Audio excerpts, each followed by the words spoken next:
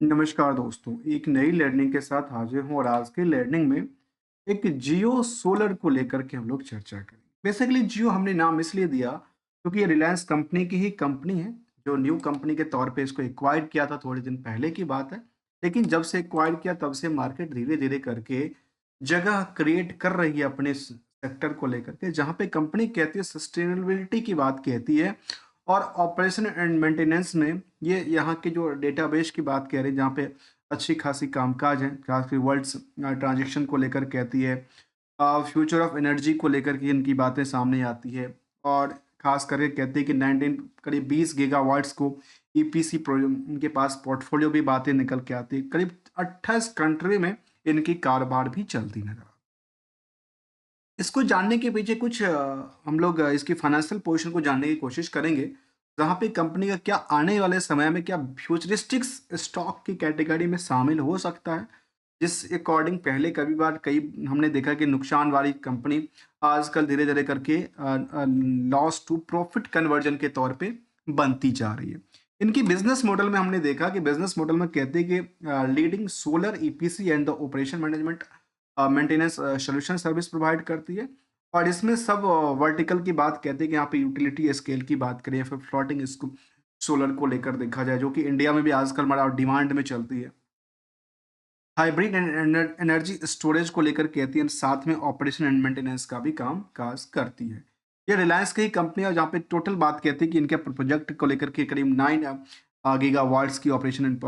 Maintenance का portfolio है। ऐसे ईपीसी प्रोजेक्ट की बातें उनके 268 से ज़्यादा की बातें कहती है। तो इसको लेकर के हम थोड़ा मार्केट की तरफ भी चलने चलने की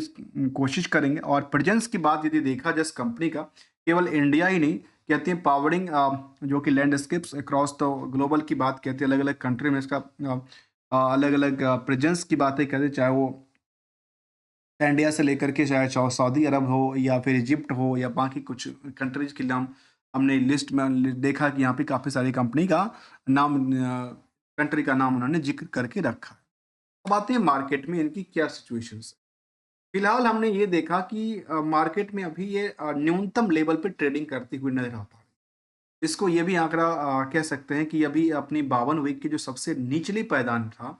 वहाँ पे आकर के अटकी पड़ी है। क्या लगता है कि यहाँ से कुछ बड़ी रैली क्रिएट कर सकती है? क्या यहाँ पे स्थिरता बना पाएगी? और यदि स्थिरता बना पाती है, तो क्या यहाँ से इनके लिए एक नई उड़ान तैयार हो सकती है? चलिए हम लोग इनको जानने की कोशिश करेंगे। ओवरऑल देखा गया कि मार्केट में फिलहाल मार्केट की ट्रेंडिंग था। यदि ट्रेंडिंग को बेसिस लेकर चले तो पिछले 3 महीने के ट्रेंडिंग बेस के मुताबिक मार्केट में लगातार डिप टू डिप की तरफ बढ़ती जा रही थी। ऐसे ही यदि 1 महीने की ट्रेंडिंग को भी देखा जाए तो यहाँ पे अप डाउन की सिचुएशन में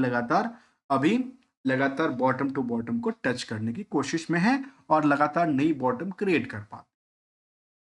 इसको लेकर के यदि हम जानने की कोशिश करें फाइनेंशियल पोजीशन को लेकर के, तो हमारे सामने कुछ चैलेंज भी आते हैं, जहां पे हमने देखा कि फाइनेंशियल पोजीशन के मुताबिक इस कंपनी का खुद का कारोबार में जो 23 तक का आंकड़ा निकल के आई थी, उसके मुताबिक हम देखें तो कुछ चीजें इनके नेगेटिव इम्पैक्ट डाल रही थी। लेकिन लेकिन रिसेंटली की बात किया जाए, जो लगातार जो कुछ नेगेटिव इम्पैक्ट डालती हुई नजर आती लास्ट 2021 में, 22 में, 23 में, वो 24 में आकर के पॉजिटिव कन्वर्ट हो गई। भले स्टॉक मार्केट में इनकी प्राइस उतनी बड़ी तगड़ी मूवमेंट नहीं किया, लेकिन यहाँ पे इनकी फाइनेंशियल पोजीशन में क्या हुआ, पॉजिटिव बेवरेट करती हुई नजर आती। ऐसे ही यदि स्टैंडअलोन डेटा बेसिस में देखा जाए,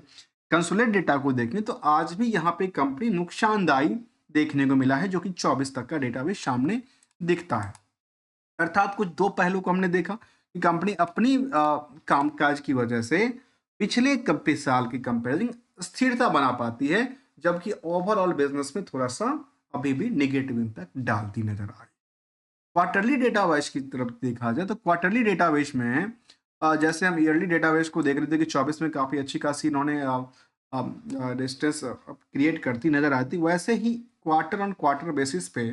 जब वाई ओ वाई के मुताबिक को कंपेयर करें तो 36% से लेकर के करीब 113% तक की वृद्धि दर्ज करती है अदर नेट इनकम सोर्स में। यदि हम क्यू और क्यू को डेटा को देखें तो उसके मुताबिक भी बेटर करती नजर आती है, लेकिन मार्च के कंपेरिजन मार्केट में डाउन साइड देखने को मिला है। अब इसको लेकर के लास्ट 12 महीने के डेटाबेस इसको बारे में क्या कहते हैं, है, उसको जरा ध्यान देने की कोशिश करते हैं और ओवरऑल बिजनेस का जो लास्ट 2 क्वार्टर का डेटाबेस है उसको भी जरा जानने की कोशिश करें। यहाँ पे देखा गया कि ईयर अर्निंग एनालिसिस का जो लास्ट 12 महीने का डेटाबेस था, आज भी यहाँ पे लास्ट 12 महीने के डेटाबेस में हमारे सामने नेगेटिव इम्पैक्ट डालती है। क्यों? क्योंकि कंपनी के पास पहले कुछ और मैनेजमेंट था, बाद में कंपनी का मैनेजमेंट चेंज हो गया, जो कि रिलायंस इंडस्ट्रीज के पास शिफ्ट कर गई। उसके मुकाबले देखा है तो यहाँ पे मार्केट में आज भी 48 करोड़ की नुकसानदायी चल रही है। नुकसान कहाँ से हो रही है कंपनी के पास? नुकसान का मेन वजह देखने को मिलती है इंटरेस्ट बर्डन को लेकर। ओवरऑल की बात करें तो यदि हम क्वार्टरली डेटाबेस को देखें तो क्वार्टरली डेटाबेस के मुताबिक जो कंपनी दिसंबर 23 तक लगातार नुकसान में झेल रही थी, मैं इनकी अच्छी बात को जरा सामने रखने की कोशिश करता हूँ। जो कंपनी लगातार अपनी प्रॉफिटेबिलिटी में लगातार नुकसान झेल रही थी दिसंबर 23 तक में, वो कंपनी अब जा करके प्रॉफिट कन्वर्जन में ट्रांसफर होती, क्योंकि 1 करोड़ ट्रांसफर पैदी होती। फिर आज जाकर के देखने को मिला कि सितंबर के पीरियड में करीब 9 करोड़ के आस 8.5-9 करोड़ के आसपास की प्रॉफिट की बातें कहती है, जबकि आज भी ऑपरेटिंग प्रॉफिट मार्जिन उतनी ज़्यादा तगड़ी उछाल नहीं क्रिएट किया है। लेकिन कंपनी में क्या हुआ, अदर सोर्स ऑफ इनकम की लिस्ट है वो इंक्रीज कर गया और जो इंटरेस्ट की बर्डन थी उसको एडजस्ट करने में सक्षम बन जाती। इसको लेकर के जब हमने क्वार्टरली डेटाबेस को देखने की कोशिश करेंगे तो हमारे सामने ये दिखता है कि सिविल कंस्ट्रक्शन से कंपनी डील करती है और उसमें इसके मुताबिक कुछ लेटेस्ट अपडेट भी हम लेंगे समझने की कोशिश करेंगे, जो कि सेंटिमेंट होगा, जो कि शायद हो सकता है मार्केट में कुछ सेंटिमेंट क्रिएट करे। कंपेयर यदि आप करते हैं इस पोजीशन से, इस नंबर से, तो comparing from the June to September में बेटर रिजल्ट क्रिएट करती नजर आई है, जिसमें कि खास करके ऑपरेटिंग प्रॉफिट मार्जिन में डिक्लाइनिंग था, नेट प्रॉफिट मार्जिन को लेकर के परसेंटेज डिक्लाइनिंग करती थी, भले ही सेल्स को उन्होंने वृद्धि दर्ज कर लिया, जैसे हमने पहले आंकड़ा देखा था। ओवरऑल बिजनेस में हमने जब 12 महीने के डेटाबेस को समझने की कोशिश की तो समझ में आज भी ये आ रही है कि कंपनी ऑलमोस्ट 1% से ज्यादा की नुकसान झेल रही है। आज भी 1% से ज्यादा के नुकसान झेल रही है। लेकिन अच्छी बातें ये सामने आई, जो कंपनी लास्ट 3 क्वार्टर से जो कि पुराने सारे के सारे लॉस मेकिंग चल रही थी, अब जाकर के प्रॉफिट कन्वर्जन के तौर पे बनती नजर आ रही है, जो इनके लिए आने वाले समय में शायद बेटर अपॉर्चुनिटी क्रिएट कर पाए। यदि हम इनके कुछ और पहलू की तरफ ध्यान दें, उससे एक नज़र पहले इनके कुछ सेंटीमेंट को लेकर के चलते हैं, क्योंकि मार्केट में कुछ चीज़ें सेंटीमेंट के थ्रू भी कामकाज करती है और कुछ ही नहीं, काफ़ी सारी चीज़ें मार्केट में सेंटीमेंट की बेसिस पे चलती है। जहाँ तक इनका लेटेस्ट अपडेट की तरफ हम मूव करके देखा जाए तो यहाँ पे अभी रिसेंटली हमने देखा कि इनके पास काफ़ी सारा प्रेस रिलीज की बात उन्होंने कहा था। रिसेंटली कंपनी ने अपनी ईयर्स ऑफ पिक थ्रू अपने स्टॉक में वृद्धि भी दर्ज किया था और साथ में एक इनके पास लिटिगेशंस भी डिस्प्यूट चल रहा था, जो कि अक्टूबर तक की बातें सामने आया था। रिसेंटली यदि दिसंबर की बातें को हम सामने रखें तो दिसंबर के महीने में प्रेस रिलीज एक जारी होती है जो कि 2 तारीख को आया था, और उसके मुताबिक की बात किया जाए तो ये कंपनी जिसका नाम है स्टार्डिंग एंड विल्सन, जिसको हम SW सोलर एनर्जी भी कहते हैं, जो कि खास करके रिलायंस की ही न्यू एज कंपनी की बातें कहती है। इन कंपनी को लेकर के न्यू एलओएस वैल्यूज जो कि करीब 500 करोड़ के आसपास की मिलती है, और किससे मिलती है, कहती है SWREL, जो कि अनाउंस द न्यू, जो कि इसका पूरा नाम हो गया क्या, स्टार्लिंग विल्सन रिपेयर, जो कि कंपनी का नाम है Sterling Wilson renewable energy limited की बात किया जाए तो इसके मुताबिक जो यहाँ पे वैल्यूशन था डोमेस्टिक, इनके पास एक ऑर्डर मिला जो कि 504 करोड़ की बात रखती है, जिसमें 396 मेगावाट्स की प्रोजेक्ट को लेकर के डेशी एंड वर्षे राजस्थान में इनको प्रोजेक्ट जो कि प्राइवेट IPP मॉडल के थ्रू मिला है।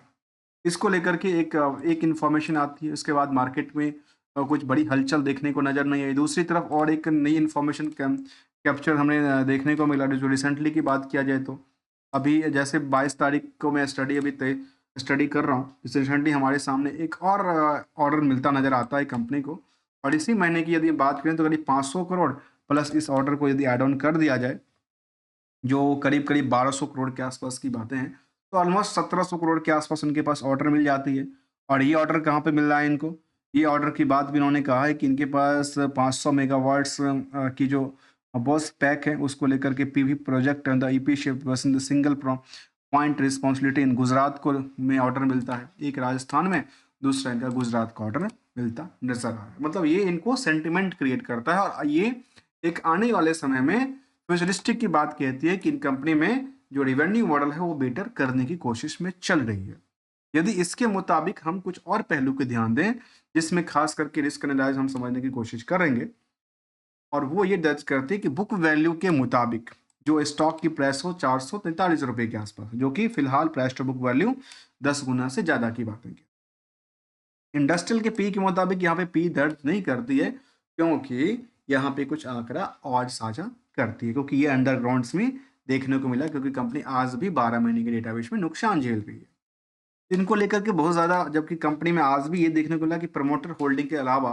जो इसमें प्रमोटर के पास है मॉर्गेज करके रखा है 70% की होल्डिंग, जो इनको डिमेरिट दर्ज करती है इसके मुताबिक बात किया जाए तो। जबकि नंबर ऑफ शेयर कंपनी में काफी बेटर है, आज भी कह सकते हैं कि 10,000 करोड़ से ज्यादा की मार्केट कैप क्रिएट करती है। और कुछ पहलू को जरा ध्यान देने की कोशिश करेंगे जिसमें खास करके कंपनी के पास आज भी 12 महीने के डेटाबेस में रिस्क बनती है। एग्जाम्पल के तौर पे बताऊं, कंपनी 100 रुपए के नुकसान बुक कर रही है, लेकिन उसके मुकाबले आज भी कह रही है कि कंपनी के पास करीब करीब कितने की 1900% की आज भी मार्केट में उधार लगी है। और उधार कितने दिन में आती है? करीब 100 दिन में, 300 दिन के 300 डे की 3 मंथ की बात करते हैं, तो ये इनके लिए नेगेटिव इम्पैक्ट डाल देती है, जिसकी वजह से ऐसा देखने को मिलती है। यदि हम कंपनी को रिस्क एनालाइज को देखें तो पूरे करीब 100 दिन के टाइम फ्रेम की बातें कहते हैं जो इनको निगेटिव डालती है। इसके मुताबिक यदि हम बैलेंस शीट को देखें तो कंपनी के पास जो कर्ज की सिचुएशन थी लगातार बढ़ती और घटती जाती है। यहाँ पे कंपनी में देखा गया कि 400 करोड़ से ज़्यादा की कर्ज बढ़ी है, साथ में इनके पास अदर लायबिलिटी भी इंक्रीज करती नजर आती है। एसेट्स बहुत ज़्यादा नहीं है कंपनी के पास। कंपनी अब जाके इन्वेस्टमेंट करने के स्टार्टिंग मोड में देखने को मिला, और बाकी जो उनके पास फंड है वो अदर एसेट्स के अंदर आज भी देखने को मिलता नजर आता है। जहाँ पे इन्वेंट्रीज के अंदर में नहीं है तो जो उधार है वो काफ़ी ज़्यादा है, कैश इक्विवेलेंट भी काफ़ी अच्छा खासा पड़ा है, और अदर एसेट्स के अंदर भी वैल्यूएशंस देखने को मिला, जिसके मुताबिक हमने यहाँ पे कंक्लूसिव डेटा लिया कि इस 1% की नेगेटिव इम्पैक्ट डालते हुए जो आज भी आउटस्टैंडिंग मार्केट में है वो करीब 25% के आसपास आंकड़ा दर्ज करती है। और प्रॉफिट के बेसिस पे जो लॉस हुआ था 1% के आसपास, उसके बेसिस पे आज भी करीब 100% के आसपास की इनका मार्केट में क्या था, आउटस्टैंडिंग पड़ा हुआ नजर आया था।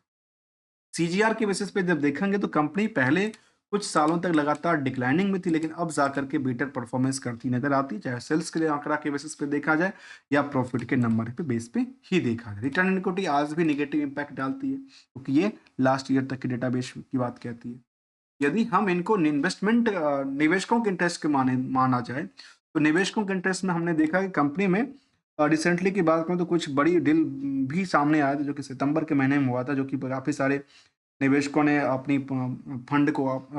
खरीदने बेचने का सिलसिला जारी रखा था। इसमें कुछ प्लेयर ने अपनी फंड को बेचा, कुछ प्लेयर ने खरीदा, जिसमें खास करके देखा गया इस कंपनी में कुछ ग्रुप्स ने खास करके Morgan Stanley Asia Singapore fund, इसके अलावा देखा है तो सिटी ग्रुप्स ग्लोबल, इन लोगों ने 25 लाख शेयर 20 लाख शेयर अपनी पोजीशन बनाई इस पोजीशन में, और कुछ प्लेयर ने अपनी पोजीशन को हटाए, जिसमें कि खास करके सापुर पॉलोंजी के द्वारा इसमें बिकवाली किया गया था, और कुछ प्लेयर यहाँ पे कुछ नए प्लेयर्स में शामिल हुआ था।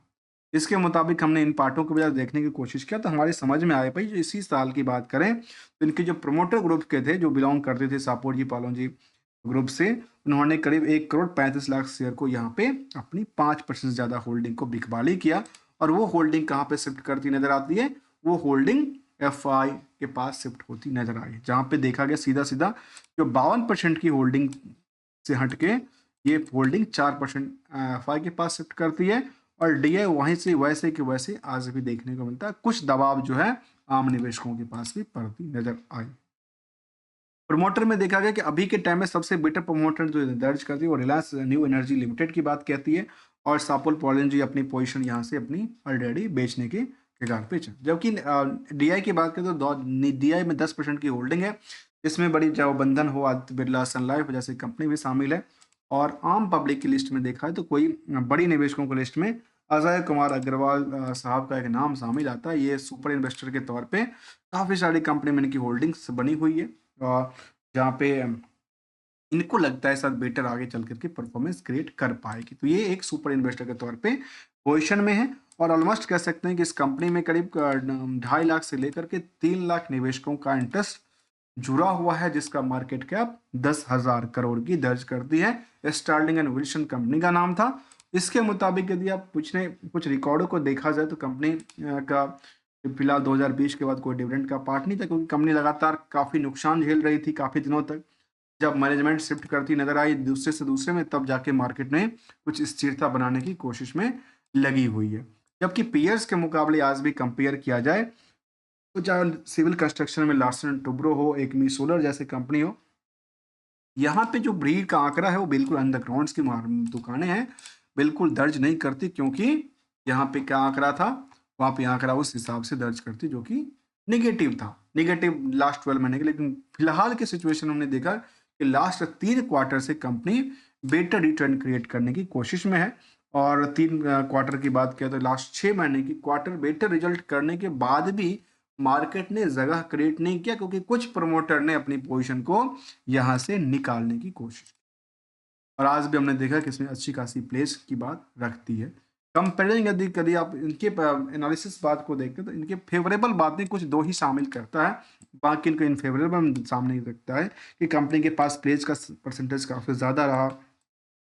अदर इनकम सोर्स बहुत ज़्यादा है। तो ये धीरे धीरे करके सेटअप होती जाएगी, ये आने वाले समय में शायद फ्यूचरिस्टिक्स क्रिएट हो पाएगी, ऐसा डेटाबेस की बात कह रहा हूँ। हम आपको कोई ट्रेडिंग या एडवाइजरी की बात बिल्कुल ही नहीं करता हूँ, क्योंकि हमेशा ट्रेंडिंग को फॉलो करना ही ज़रूरी है। क्योंकि हम कहावत ये कहते हैं, जो जब बाढ़ आती है तो आप बाढ़ को रोकने की कोशिश करेंगे तो शायद वो बाढ़ रुक नहीं पाती। सिंपल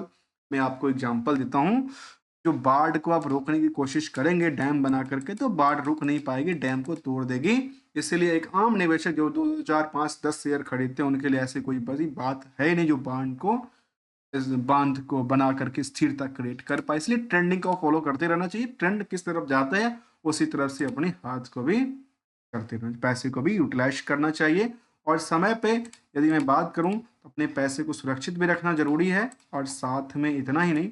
यदि मौका मिले तो प्रॉफिट भी कमा करके निकलना पड़ेगा। मिलेंगे कुछ नई स्टडी के साथ, तब तक के लिए thanks for the joining us दोस्तों।